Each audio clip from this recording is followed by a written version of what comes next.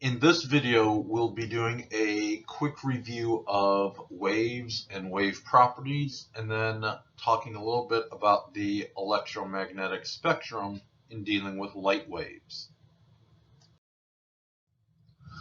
So first, a real quick review of waves, their properties, and behavior. So at the top, you see two different waves labeled A and B. We're going to use these two waves to illustrate some of the key features that exist when we're talking about waves. So the first is the idea of wavelength. So wavelength gets used in equations with kind of the symbol, the Greek letter lambda. Kind of looks like an upside down scripted Y. That's the Greek letter lambda. That's what we use to represent wavelengths in equations. So wavelengths is the distance it takes for the wave to repeat itself. It's a length, so we're thinking about distance. The easiest way of envisioning this is, what's the distance between crests? So if we look at these top two waves, so if I look at the wave on the top, if I go crest to crest, this would be the wavelength of that top wave. If I go crest to crest on the bottom wave labeled B, we'd go crest to crest, and that would be the wavelength of that bottom wave. We see these two waves would have very different wavelengths. You don't have to measure crest to crest. You could measure trough to trough as well. So our next property we want to talk about is frequency, and that gets symbolized by the Greek letter nu. Kind of looks like a kind of a half V, half U, but that's actually the Greek letter nu. And for this, we have to actually think about these waves as in motion. So if we think about these waves on the top actually traveling through space, what this does is frequency deals with how many times, what's the number of times that the wave repeats itself per unit time. So one way of thinking about this is, if both of these waves are traveling the exact same speed, which one will have a higher frequency? Which wave repeats itself more often? Well, if both of these waves on the top, A and B, are traveling the exact same speed, wave B, the one on the bottom, would have the higher frequency. It's going to cycle more often per unit time than wave A. So right away, we see a key relationship that exists between these two properties. Frequency and wavelength are going to be inversely related. Remember, in an inverse relationship, as one increases, the other one decreases. You have that opposite effect. One goes up, the other one goes down. And we see this in the two waves at the top. Wave A, the one on the top, has a longer wavelength, but a smaller frequency. Wave B on the bottom has a shorter wavelength, but a higher frequency. So some other things we want to talk about in terms of relationships for these waves. Frequency and energy are directly related. So remember, in a direct relationship, as one increases, the other one is also going to increase. They have matching relationships. One goes up, the other one goes up. If one decreases and goes down, then the other one also has to decrease and go down. Well, we can kind of combine how frequency and wavelength are related and how frequency and energy are related to describe how wavelength and energy are related. Wavelength and energy are going to be inversely related. Remember, inverse relationship is that opposite relationship. As one increases, the other one has to decrease. So these are all the qualitative things. You can kind of see it from looking at the wave. What we want to do is we want to put these qualitative relationships, inverse, direct, how are things related to each other, into more of an equation form. So the waves we're going to talk about are going to be light waves, and we have some equations that relate things together for light waves. So the first equation we want to think about is C equals lambda nu. So let's talk about all of these parts for this. C is a constant. C is the speed of light. 3 times 10 to the 8th meters per second. That's how fast light is traveling in a vacuum. On the other side of the equation, you see some of the things we just talked about. Wavelength, that's the lambda, that's the wavelength. And in this equation, such that we have matching units, the wavelength needs to be in meters. The wavelength needs to be in meters because what are the units of the constant we used? Meters per second. So you see wavelength in there. Other thing you see in here is the frequency, the nu. The frequency is in units of hertz. That's a named unit. And what a hertz really is inverse seconds, or 1/seconds. You see it represented both ways. Notice how that also matches up with the units of the constant. Your units in an equation always have to match up with each other. The left-hand side of the equation has meters per second. Well, the right-hand side, better at the end of the day, if you combined everything, have meters per second. Meters times inverse seconds would give you meters per second here.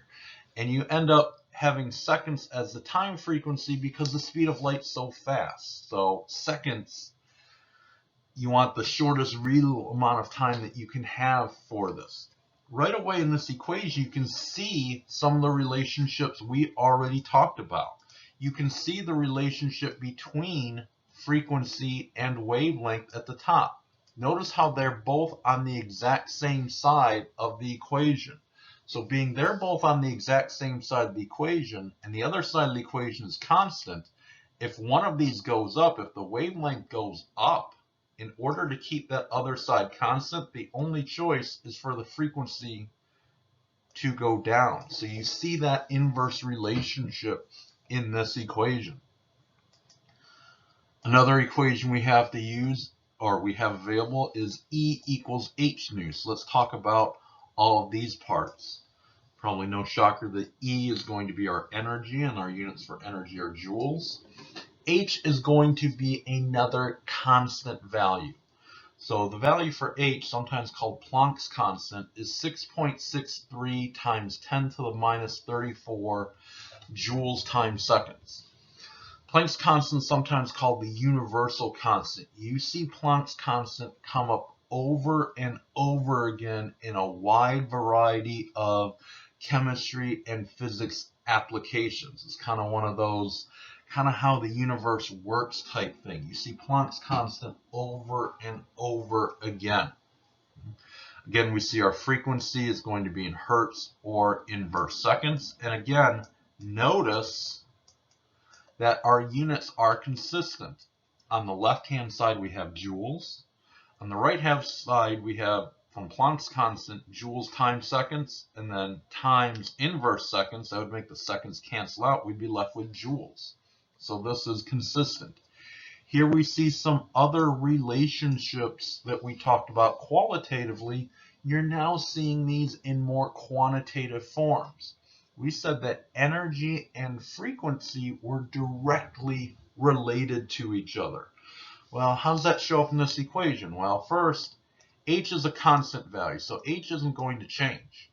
But if we see the frequency increase, if the frequency goes up, and H is always staying the same, what has to happen to the other side of the equation? Well, the energy would have to go up as well. So those qualitative things we saw before, you can now see them quantitatively in the equation. There's a third equation you could write, but you don't really have to. You can get by just with these two equations. You could isolate nu in one equation and then substitute it into the other equation. And what that would do is that would create a third equation that relates the energy to the wavelength. Now, I didn't show that one because I'm a big believer in fewest number of equations possible. If two can get the job done and they're relatively simple equations, why invoke a third equation into that? But if you wanted to, you could isolate nu in one of these and create yourself a third equation. So I will provide for you these two equations as well as the value of the constants. You don't have to memorize these equations. So these equations and the values of the constants associated with them will be provided for you. There's no need to memorize those. What you are going to be responsible for, however, is actually being able to use these in order to solve problems. So I want to do an example problem showing this. So our example problem says a photon of light has a wavelength of 572 nanometers. Okay, we haven't seen nano a lot in some of our stoichiometry things, but if you're kind of forgot what nano is, you may want to kind of look at that, because we're going to see nano, micro, some of these smaller metric prefixes come up again. So a photon of light has a wavelength of 572 nanometers. What is the energy of this photon of light? Well, what we're looking at here is we're given the wavelength. So if we're given the wavelength, I'm going to start with the equation that has wavelength in it. C equals lambda nu. Well, I know what C is. C is provided for me. C is the speed of light, 3 times 10 to the 8th meters per second. So that's going to equal lambda nu. Now here's a really important point. We talked a lot already about your units are being consistent. You can't just throw numbers into an equation and have it work. These equations work with very specific units. You have to have those units. So for this equation to work, being our speed of light's in meters per second, our wavelength must be in meters. So I can't just throw 572 in this equation and have it turn out okay. I would first have to convert that to meters. So 572 nanometers is a one-step unit conversion problem. I need to know the relationship between nanometers and meters. So 1 meter is 1 times 10 to the 9th nanometers. Or you can kind of think about the opposite way. 1 nanometer is 1 times 10 to the negative 9th meters. Either one works. We're going to put our nanometers in the denominator such that they cancel with the nanometers in the numerator. Nanometers cancel. The unit you're left with are meters. So 572 nanometers turns out to be 5.72 times 10 to the minus 7 meters. Now that I have this in meters, I can use that as our wavelength. So 3.0 times 10 to the 8th meters per second, that's our C. Now I have the wavelength in meters, I can now use that. And what's left is the frequency. So this is a relatively simple equation. There's 3 pieces, C, lambda, and nu. I have the C, I have the lambda, I can solve for the nu. So you need to isolate and solve for the nu. So in order to do that, you would have to divide both sides of the equation by the 5.72 times 10 to the minus 7 meters in order to isolate the nu. And when you do that, you'll get a frequency of 5.24 times 10 to the 14 inverse seconds. That's the frequency. You should be expecting very large frequencies in these equations, 10 to the 12, 14, 16, 17. Because the speed of light is so fast and the wavelengths are so small, you're going to have very, very large frequencies. So that's kind of a check for yourself to make sure you're kind of doing these right. So we have our frequency. Now what can we do with that? Well, let's use the equation that's been provided for us that deals with frequency. E equals h nu. This relates frequency and energy. Remember, we ultimately want to figure out this energy. Well, I want to figure out the energy. H is Planck's constant. That's provided for us. You don't have to memorize that. We're going to use for nu the frequency we calculated from the first part of that. The frequency is going to be 5.24 times 10 to the 14 inverse seconds. If we multiply these two together, we're going to get our energy coming out, and it's going to come out in joules because the seconds are going to cancel. And when you do that, you're going to get 3.47 times 10 to the minus 19 joules. Now you're going to get a very, very small number for this, and that's okay. The reason why you're going to get such a small number is we're talking about a single photon of light. That's that smallest packet of light that we can deal with. Well, that's going to be on the incredibly small scale. That's why we have such a small energy dealing with this. So here's how you use those equations that we have in order to go back and forth between wavelength, frequency, and energy. We could have done this the exact reverse way. You had an energy, you could then figure out a wavelength. First by figuring out the frequency, then taking the frequency and determining the wavelength. Kind of the exact opposite of what we just did in this equation.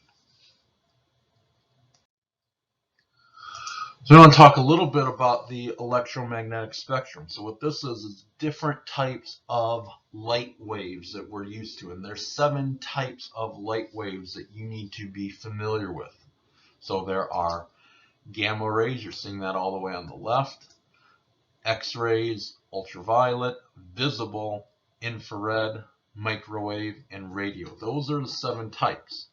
And on this chart, they're ordered with respect to wavelength. The shortest wavelengths on the left, the longest wavelengths on the right. Well, if you order it with wavelength and you understand how wavelength is related to the other properties, you can order it any which way you want to. The things with the shortest wavelengths are going to have the highest energies. So the highest energies are on the left. The lowest energies will be on the right. So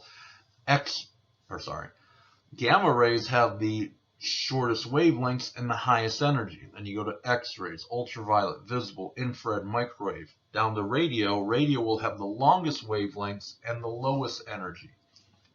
Frequency isn't listed here, but if we know how energy and frequency are related to each other, then you could figure out that, hey, frequency would be highest frequency on the left, lowest frequency on the right. So you should be able to order these 7 types with respect to wavelength, energy, or frequency, either ascending or descending, for any of those properties that we just talked about. And you shouldn't memorize it each way. Instead, figure it out for one way. Memorize it in terms of shortest wavelengths to longest wavelengths. Then, if you know how wavelength is related to energy, well, you could do it for energy as well. If you know how wavelength is related to frequency, you can also do it for frequency also. So some things you want to notice about this chart. First, it's not split into 7 equal parts. Okay? This is not split into 7 equal parts. There's 7 types of radiation, but it's not split evenly into 7 parts. The visible region is very, very tiny. This is a very, very small sliver. In fact, even this sliver kind of overestimates how big this actually is. Visible is a very, very small sliver, but it gets its own category for how important it is, being that's the type of electromagnetic radiation we can detect with our eyes. Being it's that important, we give it its own category. You'll also notice that on the 2 extremes, all the way on the left, the X-rays have a much bigger chunk of the total than the others. Also, all the way on the right, the radio region is much bigger than some of the other regions in here. So it's not split into equal 7ths. If you kind of think about what you associate with each of these types of radiation, then you can kind of order things in terms of energy really, really quickly. We're familiar with how powerful gamma rays are. You may have heard of gamma ray bursts from the sun affecting telecommunication satellites. So those are quite powerful. We don't find a lot of those on the surface of the Earth because our atmosphere blocks those out. But those of you that are Avengers fans, think about the Hulk. That's a very powerful form of radiation. If you go down to X-rays, we recognize X-rays are still a pretty powerful form of radiation. That's why those X-ray technicians that are exposed to or could be exposed to a lot of X-rays are wearing the lead aprons, the lead vests, are not in the room with you when you are getting an x-ray taken. Is it a problem to get a couple x-rays per year? No, not a problem at all, but not something you want to be continuously exposed to every single day.